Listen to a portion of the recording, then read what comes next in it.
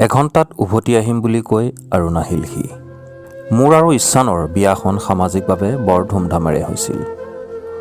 ফুলশয্যা ৰাতি তেওঁ মোক কোৱা প্ৰথম কথা, চোৱা শেৱালি, মোৰ মা তোমাৰ মাৰ দৰে, তেওঁক কেতিয়াও মনত আঘাত নিদিবা। সৰুৰে পৰা মায়ে মোক বহুত কষ্টৰে ডাঙৰ দীঘল কৰিছে। মোক কেতিয়াও দেউতাৰ অভাৱ অনুভৱ কৰিব নিদিলে। ময়ো বিচাৰোঁ তুমি মোৰ মাৰ সকলো দুখ কষ্ট দূৰ কৰিবা। মাক কেতিয়াও নিজৰ ছোৱালীৰ অভাৱ অনুভৱ কৰিবলৈ নিদিবা। মই মূৰটো জোকাৰি উত্তৰ দিলোঁ হয়, আৰু তেতিয়াই মোৰ নতুন জীৱনৰ আৰম্ভণি হয়। মোৰ শাহু আইক মা অবিহনে মই কেতিয়াও শাহু আই বুলি ভবা নাছিলোঁ। মই শাহু আইৰ নিজৰ ছোৱালী হ'লোঁ। মায়েও মোক বহুত মৰম কৰিছিল। বেমাৰ হ'লে মায়ে ঘৰৰ সকলো কাম নিজ হাতেৰে কৰিছিল, মোক একো কৰিব নিদিছিল। এনেকৈয়ে মোৰ সৰু পৰিয়ালটো চলি গৈ আছিল। বিয়াৰ কেইমাহমানৰ পাছত মায়ে মোক আৰু ঈশানক ক'ৰবাৰ পৰা ফুৰি আহিবলৈ কৈছিল। প্ৰথমে মই যাব নিবিচাৰিলেও মাৰ তাগিদাত যাবলৈ মান্তি হৈছিলোঁ। মাকো নিবলৈ মন আছিল, কিন্তু মাৰ যাবলৈ মন নাছিল। গতিকে শেষত আমি দুয়ো কেইদিনমানৰ বাবে ওলাই গৈছিলোঁ। চাওঁতে চাওঁতে আমাৰ বিয়াৰ এবছৰ সম্পূৰ্ণ হ'ল। এদিন তেওঁ এসপ্তাহৰ বাবে অফিচৰ পৰা বাহিৰলৈ যাব লগা হ'ল। তেওঁ অহাৰ আগদিনা মই গৰ্ভৱতী বুলি জানিব পাৰিলোঁ। মই ভাবিছিলোঁ তেখেত ঘৰলৈ আহিলে মই সকলো ক'ম।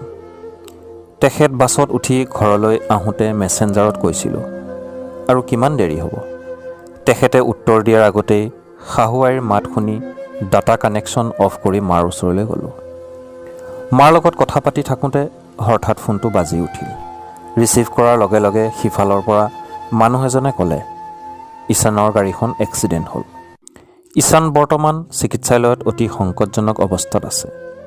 সেই মুহূৰ্তত মই যেন একো বুজিব পৰা নাই। মই পাগলৰ দৰে হস্পিটেললৈ দৌৰিলোঁ। কিন্তু মই গৈ পোৱাৰ আগতেই তেওঁৰ সকলো মায়া মোহ ত্যাগ কৰি উভতি নহাৰ দেশলৈ গুচি গ'ল। সেইদিনা মই তেওঁক আমাৰ সন্তানৰ কথা ক'ব পৰা নাছিলোঁ। চকুৰ আগত যেন নিমিষতে শেষ হৈ গ'ল আমাৰ সপোনবোৰ।